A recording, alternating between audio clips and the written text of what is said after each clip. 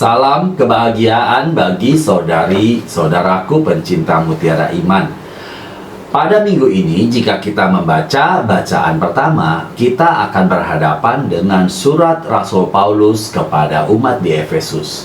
Begitu kita mendengar surat kepada umat di Efesus, kita langsung ingat akan keluarga, akan gereja, dan juga senjata iman untuk melawan si jahat. Seperti apakah hal-hal tersebut? Mari kita belajar bersama-sama.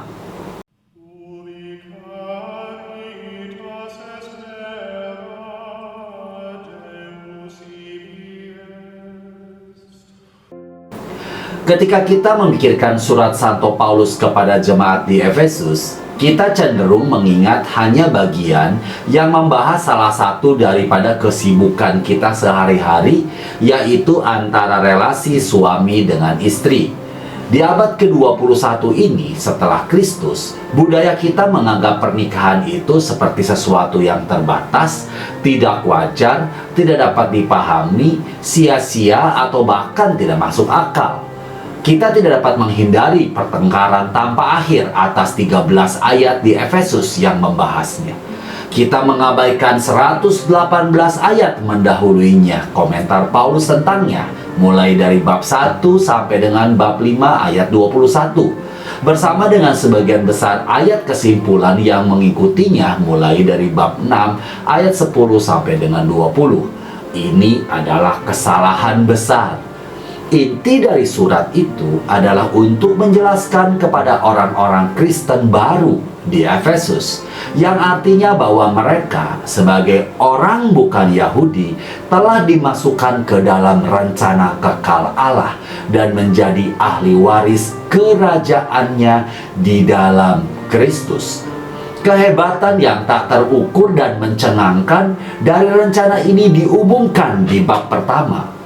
Pada saat Paulus di dalam penjara, seperti kita baca dalam bab 3 ayat 1, dan dia ingin melihat orang-orang Efesus menyadari misteri kehendak Allah ini menurut tujuannya yang dia tetapkan di dalam Kristus sebagai rencana untuk kegenapan waktu, untuk mempersatukan segala sesuatu kepadanya, baik di surga dan yang di bumi.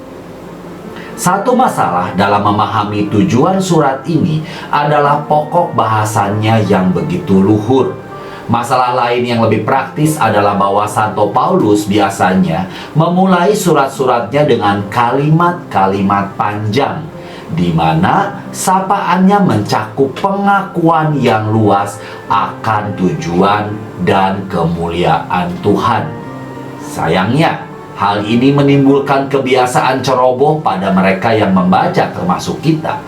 Terbiasa dengan apa yang kita anggap sebagai bahasa yang tinggi, insidentil dalam beberapa ayat pertama.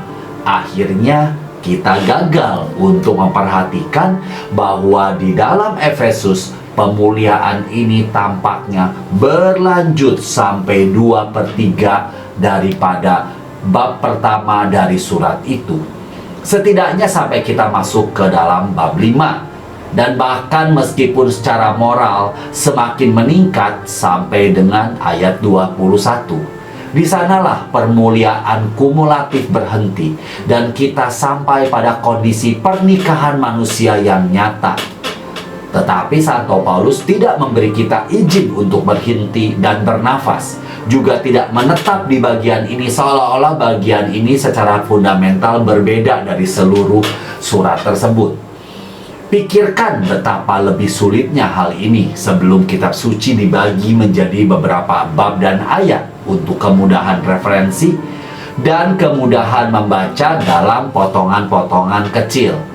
Dalam bab 1, setelah mengumumkan rencana ilahi, Paulus berdoa agar Tuhan memberikan semangat hikmat kepada orang-orang Efesus, sehingga mereka akan mengetahui harapan yang dia panggil, atau harapan yang sesuai dengan panggilannya untuk mereka.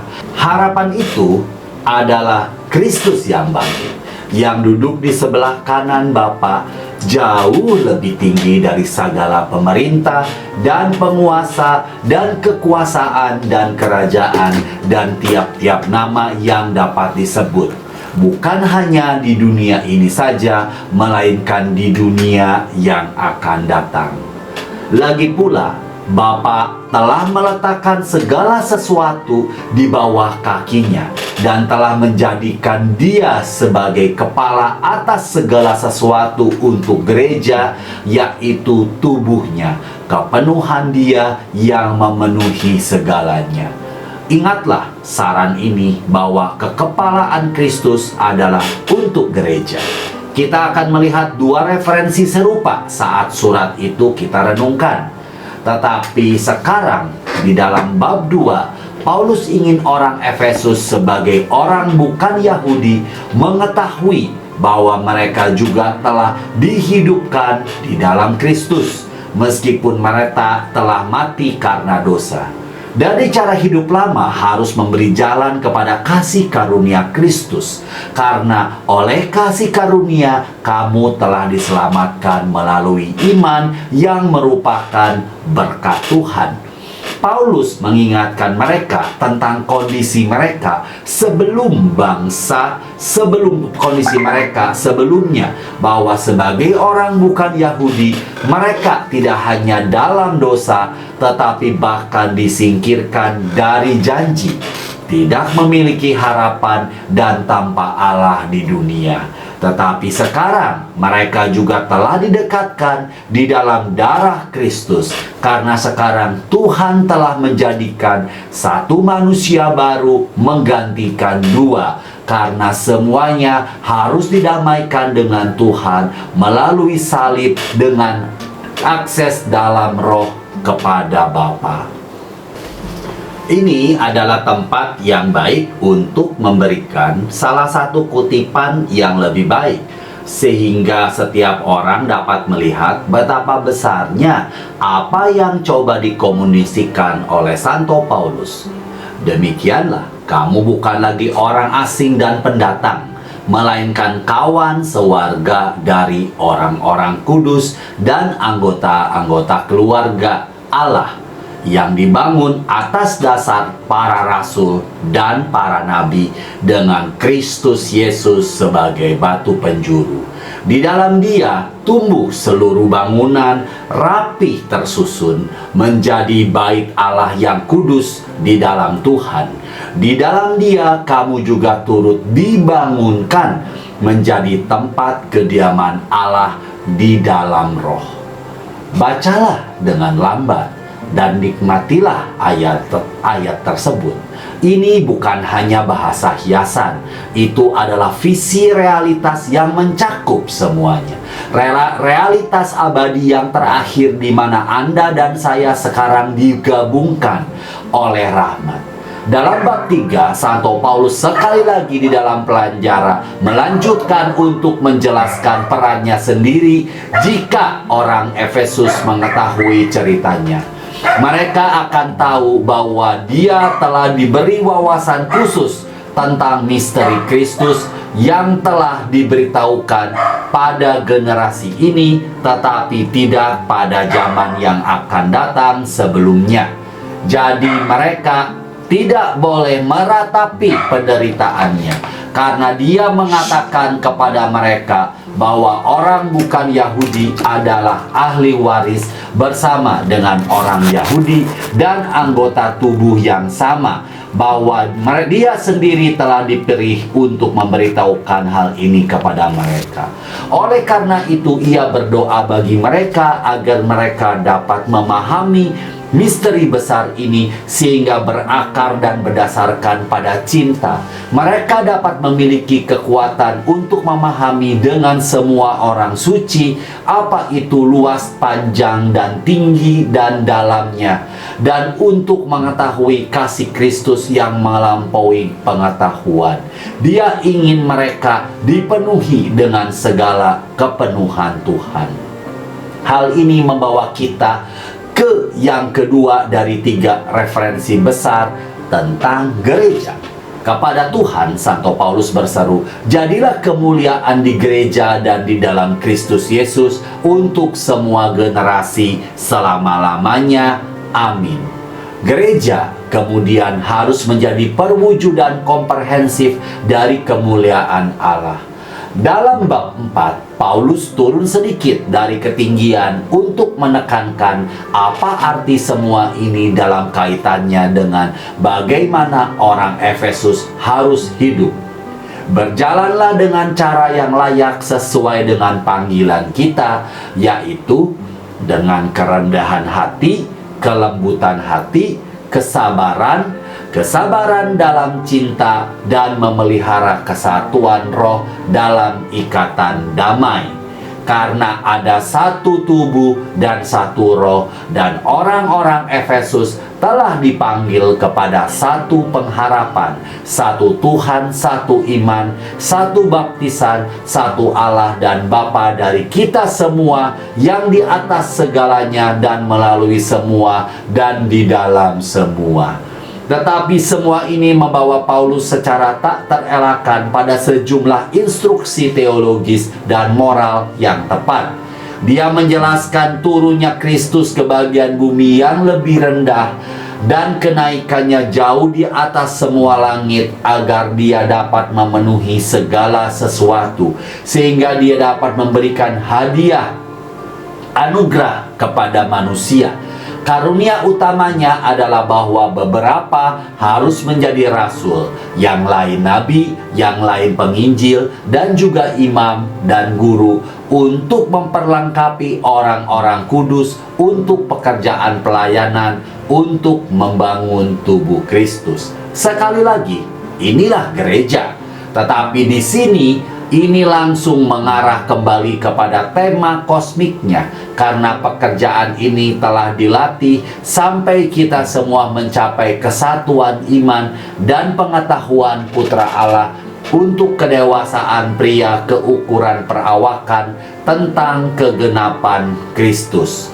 Ini perlu, kata Paulus, agar kita tidak lagi menjadi anak-anak yang terombang-ambing dan dibawa kemana-mana dengan setiap angin ajaran oleh kelicikan manusia dan oleh kelicikan mereka dalam tipu muslihat.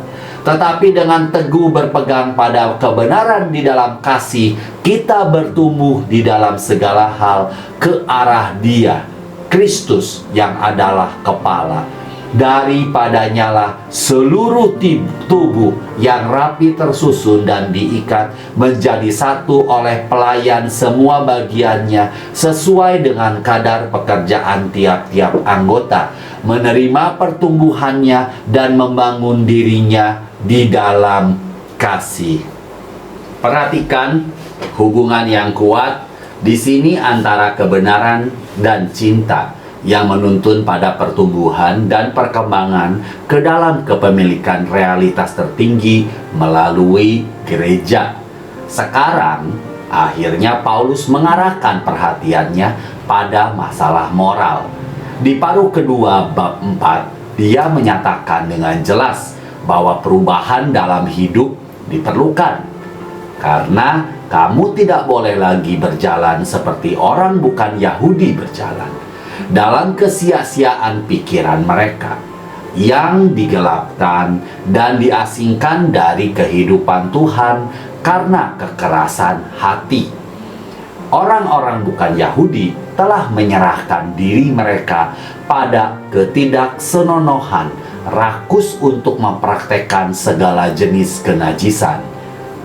Ini bertentangan dengan Kristus. Jadi mereka harus menanggalkan manusia lama dan menjadi milik cara hidupmu sebelumnya, dan mengenakan manusia baru yang diciptakan menurut gambar Allah. Akhirnya kemudian dengan 2/3 dari surat itu yang tertulis, Santo Paulus mulai menetapkan aturan kehidupan Kristen. Singkirkan kesombongan, mengatakan kebenaran.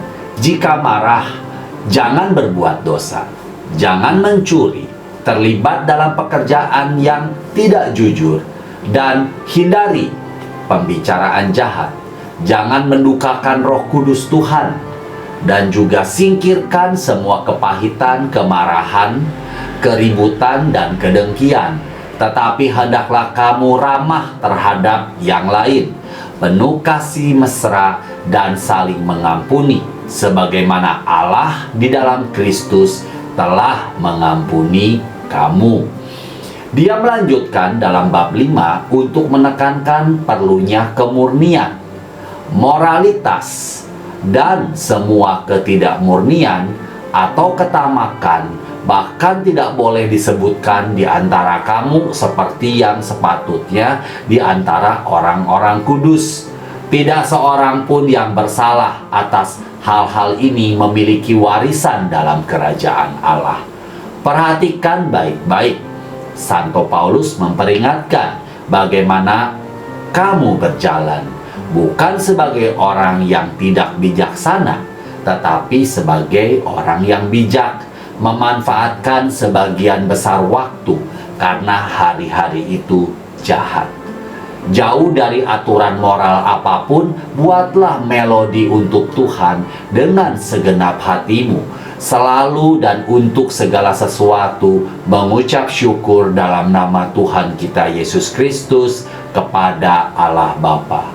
Dalam konteks moral inilah Santo Paulus menjelaskan apa arti pernikahan Kristen dibandingkan dengan cara-cara kafir. Ini jelas merupakan bagian dari pembinaan praktis orang Efesus, dan tentu saja keluarga adalah fondasi. Bagian pernikahan dimulai dengan nasihat kepada semua orang Kristen untuk tunduk satu sama lain karena menghormati Kristus. Paulus kemudian menjelaskan bahwa istri harus tunduk kepada suaminya sebagaimana kepada Tuhan, karena suami adalah kepala istri sebagaimana Kristus adalah kepala gereja.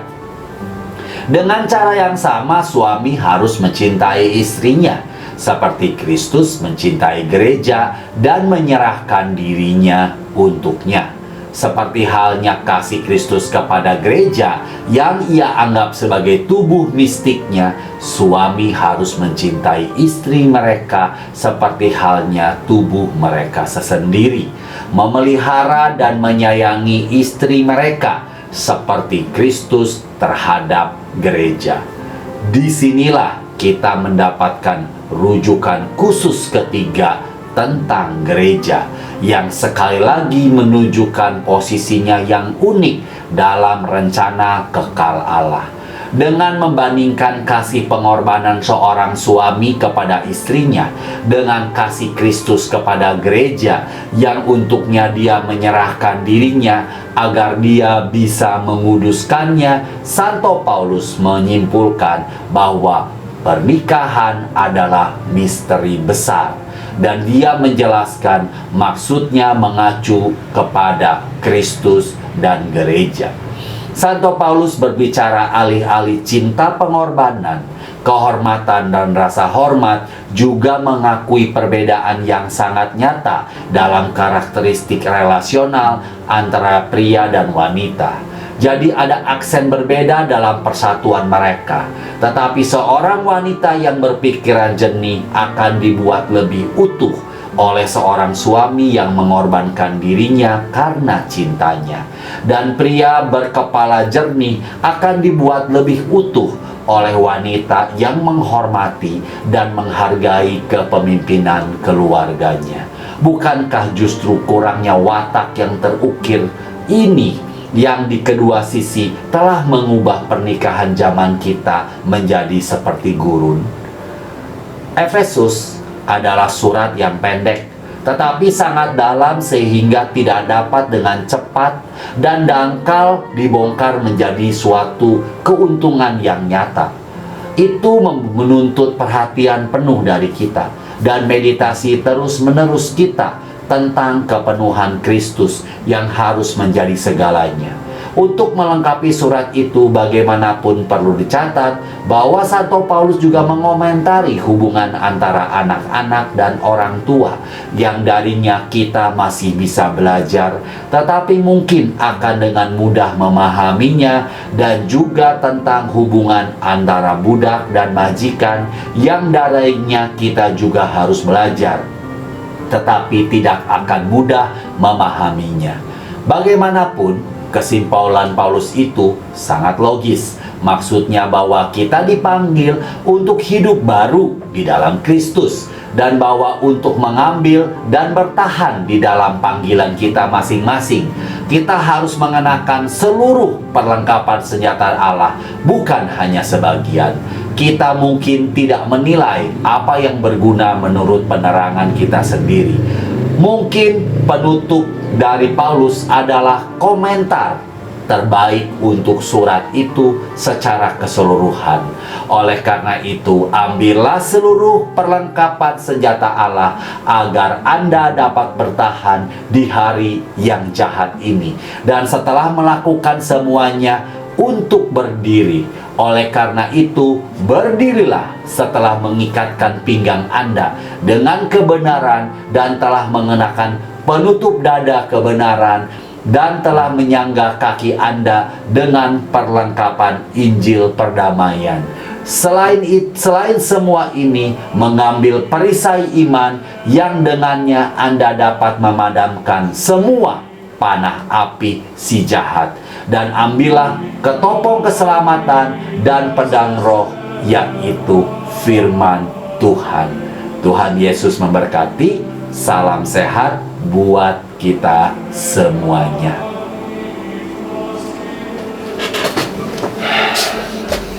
Wow.